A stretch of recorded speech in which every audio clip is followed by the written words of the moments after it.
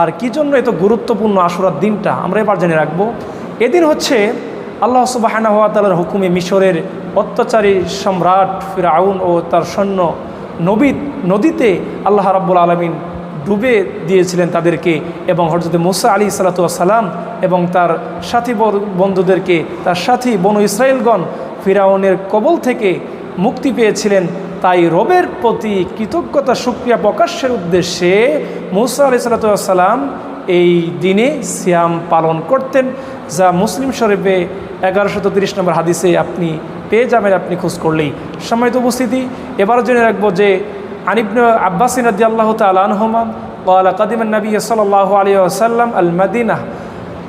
ইবনে আব্বাস রাদিয়াল্লাহু থেকে বর্ণিত, তিনি বলেন, যখন রাসূল সাল্লাল্লাহু আলাইহি ওয়াসাল্লাম মদিনাতে আগমন করলেন, ফারাআল ইহুদা, তখন ইহুদিদেরকে দেখতে পেলেন যে তাসুমু ইয়াউমা আশুরা, সেখানে ইহুদিরা